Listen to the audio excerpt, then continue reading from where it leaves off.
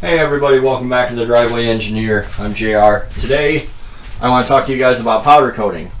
And you probably don't need as much as you think you do. This is actually the second time I shot this intro, so some stuff's a little bit already done, but I want to show you guys thoroughly and explain what it is. So for an oven, all I have is this. I paid $15 for this on Craigslist or Facebook Marketplace. And it had the front glass in it. It actually fell out of my truck because I thought I didn't need to tie it down. You do need to tie ovens down. Pro tip. I already have it heated up to 430-ish degrees. It's ready to go. It's just a 220 oven. Runs on the 220 that's already in my garage.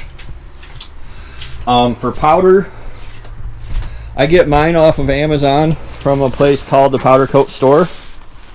If they want to sponsor me, that would be awesome. Look, I get 10% off. I'm already sponsored. But yeah, I get this off of Amazon. Today I have a color, it's a wrinkle red. Before I try this on the Dodge intake, I want to try it on some stuff that I won't see or care about so much. But right on the package it tells you what to do. 10 minutes at 400 degrees. So it's really easy. What is key is that the parts be very, very clean. So like I've already scrubbed these with steel wool and brake cleaner. You see I'm wearing gloves to keep the grease from my fingers off this. And I've tested this. Like I've done all the normal driveway stuff where I just throw it in there all dirty or whatever, or scrub it half-ass. It doesn't work. They really have to be clean. So these are all tied up and ready to go. I have them tied up in two corners so that they don't twist, because when they twist they like bang into each other. So I'm okay with them hanging down so I can get both sides. And then I'm going to miss like that little bit probably, but I'm okay with that because these are disc brake brackets that nobody's ever going to see anyway. All you need to do this is a source of air and a source of heat. There actually used to be, like Sears used to sell this Craftsman gun, and Summit used to sell it too for like $200. You didn't even need air for it, and that worked fine. I used to have one. What I have now is this Eastwood dual voltage thing, and honestly I don't feel like I saved anything over the $65 Harbor Freight. I can go to a higher voltage, and I bought this because I wanted to be able to do like dual layers, like a red over a black or whatever, and then I never do it. So the $65 Chicago Electric or whatever, Chicago Pneumatic, whatever the hell they call it, Harbor Freight will do fine. All you're doing is throwing powder out, and I'll show that process here in a moment. I might have to move my truck or figure out somewhere to hang these parts so I can, let me figure that out and I'll bring you guys back. So there can be some driveway engineer in it. As you see from my super secure thing here, this is the ground clamp. You can ground it directly to the part or to the rack. It's all hooked together. Once you have everything wired up the way you like, and hung out to where you can spray it, you hook up your ground clamp, you set up your air. My shop air overwhelms this thing, and I have to go in there and turn it down to like 40 psi. And then I have to figure out why my air tools don't work right later. But dump some of the powder in here. There's no trick to it, and it's dry and it's super, super fine. So when you're done with it, you can just put it right back in the bag if you have too much or whatever. And cleanup's as easy as blowing it away with the air hose, which is usually when I figure out that my air pressure is all wrong. So I will set this up here, try to get a shot for you.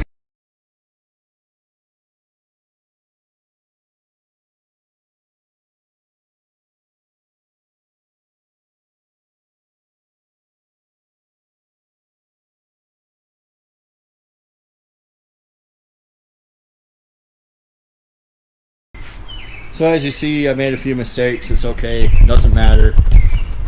It can be banged around a little bit and stuff. Like right now, it's just powder. It's magnetized and stuck to the metal. But nothing's permanent until it goes into the oven, which is where I'm going to go set it now.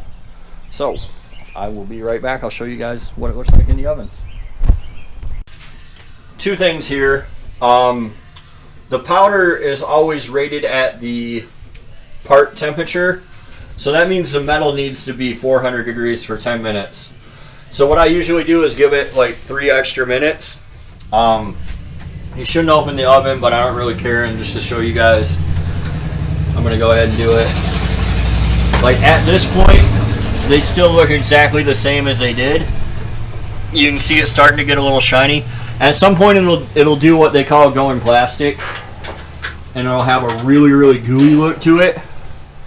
My old oven had a light in it. This one doesn't work, and I can see it. It'll go gooey. It'll look almost like this.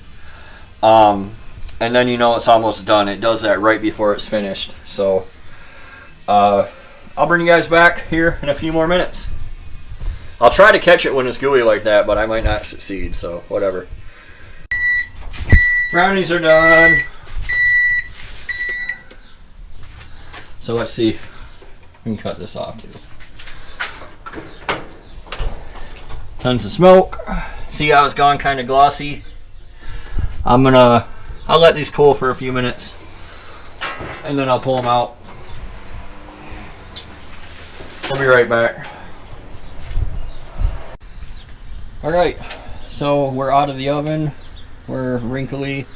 We're finished. You can see that some of the, you know, whatever, I got scuff there from hanging them in perfectly. But you can powder coat anything that can withstand 400 degrees. So like this is a glass that I did from the dollar store. Like it was a literal $1. Because I figured if it was going to explode, I didn't want to have a lot into it. But all I did was heat it up. It's not magnetic. I just heated it up and basically blew the powder on it. This is the intake for the Dodge. It's going to get this color. Those are the wheels for the C10. Whatever your little heart desires, you can powder coat. I wouldn't get too lost in it. Like doing brackets and timing covers and stuff like that, it's really hard to get it clean. Unless you have a sandblaster, and I don't. So I'm kind of limited to doing brand new stuff, and I'm not really willing to buy a sandblaster in the sand and everything else, which is why I had these wheels professionally done. Plus that guy, he was able to do the inside and the back side, and they're 360 degree powder coat. But yeah, if you put a little more effort in, you'll get a little better result out. I'm going to go ahead and do these. So again, to wrap up, the powder coating is from Eastwood. I'll have a link to it in the description. The powder's from the powder store. The oven's from wherever you can get one. Somebody's always getting rid of an oven, it seems like. Especially right now when everybody's got $1,200. So,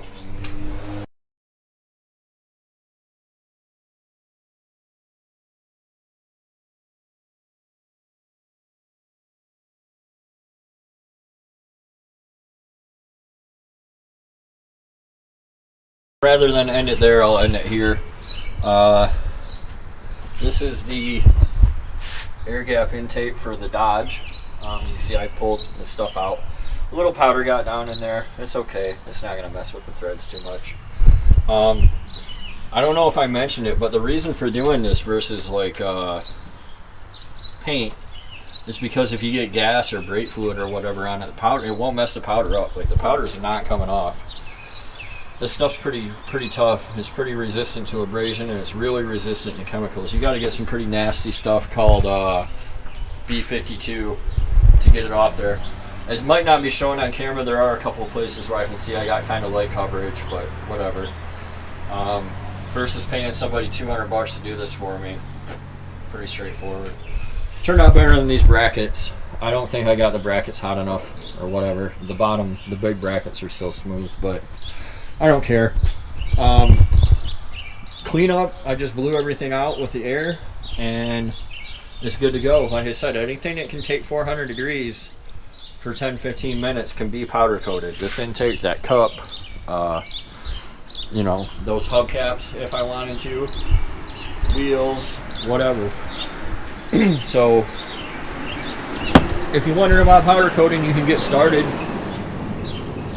I would say with the oven, the Harbor Freight gun, which I wouldn't even bother with this thing. I would just go to the Harbor Freight, and that gun used to be $70. I don't know what it is now.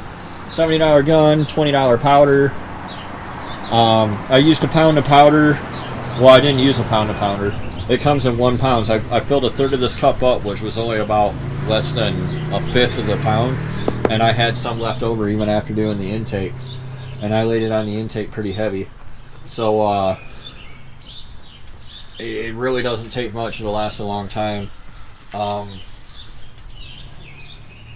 Yeah, you can get started for probably under $100 if you can find a $15-20 oven and a $70 gun. You're good to go.